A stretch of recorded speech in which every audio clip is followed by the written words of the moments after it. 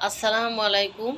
मैं बहुत एक इम्पॉर्टेंट बात करने करने जा रही हूँ, क्योंकि आजकल का दिन ना ऐसा माहौल ख़राब होते जा रहे हैं। पहले से ही मतलब जो बैच पे पैसा खाते हैं, किसी को देते हैं तो गरीब को फिर वो बैच का पैसा लेते हैं। मुसलमान तो बिल्कुल ये नहीं कर सकते, क्योंकि बैच बहुत ख़राब चीज़ है। सूद खाना बहुत ख़राब चीज़ है, क्योंकि गरीब सूद नहीं दे पाते, बैच नहीं दे पाते तो उसको दो बातें सुनाना, उसको बेइज्जत करना, फिर वो खून चूसना उसके पास, जैसे पैसा उसके पास नहीं है फिर भी इधर उधर एडजस्ट करना, कितना तकलीफ सह के, दुख सह के, मतलब कितना तकलीफ सह के वो पैसा इकट्ठा करते हैं बैच के पैसा देने के लिए। नहीं तो बातें सुनाएंगे, बेइज्जत करेंगे। जो पैसा उसने दे के रखे हैं वो मांगेंगे वापस, तो कहाँ से लाएंगे गरीब इंसान। ऐसा सोच के इधर उधर से उस सूद का पैसा इकट्ठा करते हैं, बैच का पैसा। तो मुसलमान ये बिल्कुल नहीं करना चाहिए, क्योंकि ये सूद का पैसा बहुत ख़राब चीज़ है। इसका अज़ाब बहुत, मतलब बहुत ख़तरनाक अज़ाब है। मैं एक छोटी सी कहा बकिया सुनाती हूँ। अच्छा ख़ानदान है, सब नमाज़ी है, हज करने वाला बहुत अच्छा ख़ानदान है, नेक ख़ानदान है, मालूम है। फिर उसका मतलब एक जवान लड़का था। हाँ, उसको सोचिए क्या बिज़नेस करूँ, क्या करूँ, ऐसा सोच रहे थे जे क्या जल्दी पैसा कमाने का क्या मौका मिलेगा, कैसा करूँ? ऐसा सोच-सोच के ना उसको दिमाग में ना मतलब ख़राब आइडिया आया, जे मेरे को अगर मैं ब्याज पे पैसा दूँ, सूद पे पैसा दूँ, वो तो बहुत ज़्यादा मिलेगा, मेरे को डबल हो जाएगा, ऐसा-ऐसा सोच के ना उसने सूद का कारोबार चालू कर दिया। हाँ, फिर माँ-बाप को नहीं पता था, क्योंकि माँ-बाप तो नेक था, नमाज़ी था, बहुत अच्छे था घर में। तो फिर उन लोग माँ-बाप को नहीं पता था बेटा ऐसा कर रही है। तो बेटा ने क्या-क्या सूद का कारोबार चालू कर दिया। फिर क्या किया, फिर ऐसे सूद पे पैसा दे रहे, ब्याज पे पैसा दे रहे, वो गरीब ले रहे हैं, मजबूरी में लेते हैं ना। इंसान अगर घर छुड़ाने के लिए ब्याज का पैसा उठाएँगे, कभी कोई बिज़नेस में डालने के लिए ब्याज में उठाएगा, कभी किसी बेटी का शादी के लिए बाप-माँ भी पैसा नहीं रहेंगे तो ब्याज पे लेते हैं। मतलब कितना मजबूरी में ये सब चीज़ लेते हैं। हाँ, लेना भी गुनाह है, देना भी गुनाह है। जो देते हैं मतलब जो बैच पे कारोबार करते हो उसके जैसा तो गुनाह दुनिया में कुछ नहीं है। बहुत गंदा गुनाह है वो, और उसका अज़ाब बहुत ख़तरनाक है। हाँ, जितने मतलब इतना भाई-बहन से इतना कहूँगी, जे बैच का कारोबार, सूद का कारोबार छोड़ दो। अल्लाह बहुत तौबा कर लो उसमें से। अल्लाह से माफ़ी माँगो। अभी भी है, क्योंकि ज़िंदगी का कोई भरोसा नहीं है। अल्लाह माफ़ करने वाला है। अल्लाह से अगर दिल से माफ़ी माँगोगे ना, अल्लाह फ़ौरन माफ़ कर देते हैं, तौबा कर लेंगे तो। तो अल्लाह माँ से भी 70 गुना ज़्यादा मोहब्बत करने वाला, मतलब बहुत ज़्यादा मोहब्बत करने वाला मेरा अल्लाह माफ़ कर देंगे। तो अल्लाह से तौबा कर लो, आज की छोड़ दो ये सब चीज़। क्योंकि बहुत मजबूरी में इंसान जब बैच का पैसा लेते हैं ना, फिर वो दे नहीं पाते तो उसको बेइज्जती सहना पड़ता है, उसको कुछ बेचना पड़ता है, मतलब हर चीज़ करके वो पैसा लौटाना पड़ता है, उसको बैच का पैसा हर महीने में देना पड़ता है। बहुत तकलीफ़ झेलना पड़ते हैं, मतलब खून चूसा हुआ, मतलब खून चूसते हैं जो बैच या सूद का पैसा लेते हैं। तो उसके लिए अज़ाब, बहुत कठिन अज़ाब रखे अल्लाह रब्बुल इज़्ज़त ने, तो फिर ये सब छोड़ना चाहिए। फिर वो लड़का ना बैच का धंधा चालू कर दिया। फिर जवानी में उसका इंतकाल हो गया। उसने तौबा भी नहीं किया, कुछ भी नहीं, तौबा मतलब इंतकाल हो गया। जवानी में माँ-बाप ज़िंदा है। फिर जब उसका जनाज़ा पड़ा है ना, तो जब मौलाना आए ना, तो फिर जब उठा के देखे ना, मतलब कपड़ा उठा के देखे तो एकदम ऊपर छोटे-छोटे बिच्छू, कीड़ा उसको ऊपर दुनिया में ही चालू हो गया। तो फिर उसको मौलाना बोले ऐसा कैसा हो गया, ये क्या है? सबसे पूछ रहे बाप-माँ से, इतना मतलब अज़ाब इस इधर हो रहे, मतलब क्या हुआ है? तो फिर बाप-माँ बोले मेरा बेटा तो पाँचों टाइम नमाज़ पढ़ता था, बहुत नेक था। मेरा बेटा मतलब ऐसा गलत काम नहीं किया कभी, तो ऐसा क्यों हुआ उसके साथ? तो फिर मौलाना ने बोले कुछ तो हुआ है, नहीं तो फिर ऐसा क्यों होगा? तो बोले किसी से पूछो, इंक्वायरी करो, जो ऐसा क्या गुनाह हो गया है उससे। तो बाप माँ फिर टेंशन में आ गया, जब मेरा बेटा बहुत अच्छा था, पाँचों टाइम का नमाज़ पढ़ता था, रोज़ा रखते थे, मतलब हर चीज़ करते थे, फिर ऐसा क्यों हुआ? तो फिर जब मौलाना आजू-बाजू में पूछे, जब उसका दोस्त लोगों से, ख़ास करके दोस्त लोगों से पूछे ना, तो दोस्त लोग हर चीज़ जानते हैं सबके बारे में। देखो, जब दोस्त के साथ मिलते हैं ना, तो हर चीज़ बोल देते हैं। तो फिर दोस्त से जब पूछा ना, दोस्त ने बोला उसने हाँ, एक बहुत बड़ा गलत बिजनेस चालू कर दिया था, बहुत बड़ा गलत कदम उठा लिया था। तो फिर मौलाना ने बोले ऐसा क्या कर दिया था? तो फिर उसने बोला जे उसने बैच सूद खाना चालू कर दिया था। बैच के में पैसा मतलब सबको देते थे, फिर वो सूद लेते थे। गरीब इंसान का पैसा बहुत दे नहीं पाते थे, उसके पास से लेना, बैच का पैसा, सूद का पैसा लेके वो मतलब ऐसा इकट्ठा करता था। तो मौलाना बोले इसलिए क्योंकि सूद का पैसा में आज़ाब बहुत ज़्यादा है, बहुत ख़तरनाक आज़ाब है। उसमें बिच्छू, सांप, जहन्नम के आग उसको घेर के रखेंगे, मतलब बहुत ख़तरनाक चीज़ है।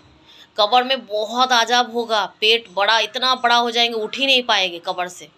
आप सोचो रमज़ान महीने में भी उसको तकलीफ़ होगा, उसका आज़ाब होगा। फिर सूद का कारोबार नहीं करना चाहिए, ये सब छोड़ देना चाहिए, बहुत ख़राब चीज़ है। खास करके तो मुसलमान कर ही नहीं सकते।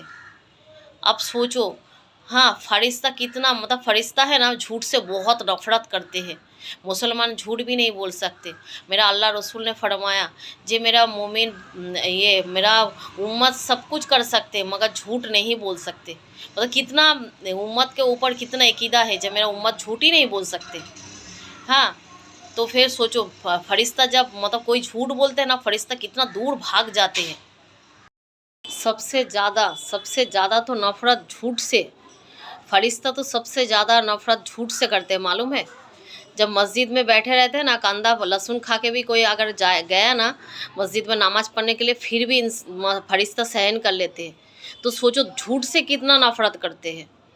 मतलब वो सहन कर सकती है क्योंकि खुतबा सुनना अच्छा लगता है, कुरान सुनना, तिलावत सुनना उन फरिश्तों को अच्छा लगता है, इसलिए बैठे रहते हैं। उनको घुटन होती है, तकलीफ़ होती है, फिर भी बैठे रहती है सुनने के लिए।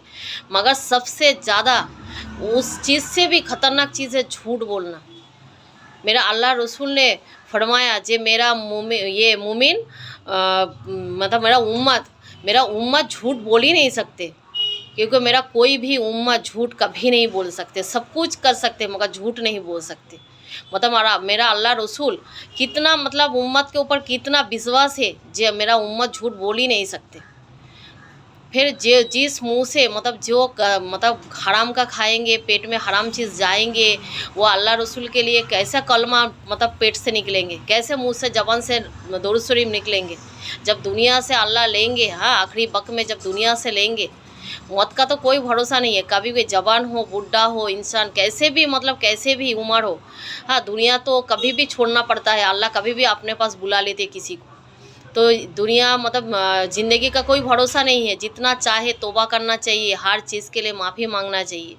अल्लाह से तौबा कर लीजिए, जब बैच का धंधा नहीं करूँगी, सूद का कारोबार नहीं करूँगी, किसी को दुख नहीं दूँगी, नेक अमल लेके चलूँगी, हाँ, गुनाह से दूर रहूँगी। एक बार तौबा करके तो अल्लाह से देखिए, अल्लाह के पास एक बार तौबा करके देखिए, अल्लाह फ़ौरन आपको माफ़ कर देंगे। अल्लाह माफ़ करने वाला है, तो अल्लाह फ़ौरन आपको माफ़ कर देंगे। अगर आप कोई बिजनेस शुरू करने वाले हो, फिर उसमें अगर आप एक खाली बोल दीजिए ना, बोलेंगे ना, जे मेरा अल्लाह रब्बुल इज़्ज़त अगर मेरे बिजनेस के एक हिस्सा, कमाई का एक हिस्सा मैं अल्लाह के रास्ते में दूंगी, गरीब के लिए रखूँगी, खाली एक कह के देखिए, अल्लाह रब्बुल इज़्ज़त आपका बिजनेस में इतना बरकत और इतना कामयाबी नसीब करेंगे, आपको पता भी नहीं है। क्योंकि दुनिया छोड़ के तो सबको जाना है, किसी को दुनिया में रहे मतलब रखेंगे नहीं, सबको जाना पड़ेगा। तो सोना, मतलब बैंक बैलेंस, सोना, गाड़ी बंगला सब छोड़ के जाना पड़ेगा। क्या लेके जाना पड़ेगा? नेक अमल लेके जाना पड़ेगा। अगर किसी को अच्छा करेंगे, किसी का भला करेंगे, किसी का लड़की का शादी कराने के लिए पैसा आप देंगे, वो दुआ अगर आपको देंगे, तो सोचो ना, ये सब अगर लेके जाएंगे तो आपको तो जन्नत नसीब हो जाएंगे ना। अगर आपके लिए कोई रोज़ नमाज में बैठ के, हाँ, नमाज़ पढ़ेंगे और आपके लिए दुआ करेंगे, जब मेरे इतना मतलब उसने मेरा साथ दिया, मेरा बेटी के शादी में पैसा दिया, कि मेरे को घर के लिए पैसा दिए, ये सब सोच के अगर तुम्हारे लिए दुआ किए, तो तुम फिर सोचो कि तुमको तो जन्नत ऐसे ही मिल जाएंगे उसको दुआ से। किसी को दुआ लीजिए, हर वक्त दुआ लीजिए। किसी का दुआ किसी को काम आ जाए, कब काम आ जाए हम सब के लिए पता नहीं चलता, इसलिए सब दुआ लीजिए। गरीब के मदद जितना चाहे कीजिए।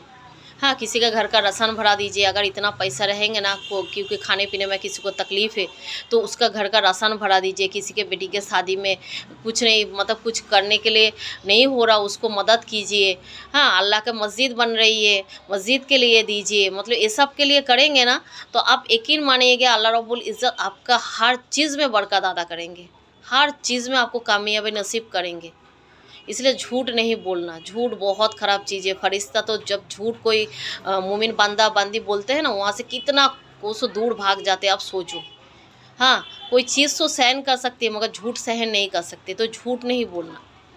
हाँ, झूठ बोलना जायज़ है। अगर किसी को ज़िंदगी और मौत की सवाल है, किसी को ज़िंदगी बचा सकती है तो उसमें झूठ बोल सकते हैं। और ख़ास करके एक है जो बीवी के तारीफ़ में झूठ बोल सकते हैं। बीवी के तो अल्लाह रब्बुल इज़्ज़त बहुत ख़ास बनाया है, क्योंकि अपना दुनिया छोड़ के आती है आपके पास, तो उसके तारीफ़ में अगर आप झूठ बोले, उसको खुश करने के लिए आप झूठ बोले, तो आप बोल सकते हैं। इसमें आपको कोई गुनाह नहीं मिलेगा। फिर इसलिए मैं इतना कहूँगी, कोई भी मुसलमान मोमिन बांदा या बंदी कोई भी बैच का धंधा ना करे, सूद का कारोबार नहीं करे।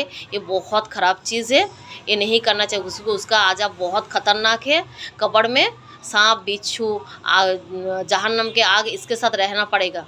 हाँ, तो फिर नेक अमल लेके चलो, ये सब छोड़ दो और अल्लाह के पास जल्द से जल्द तौबा कर लो।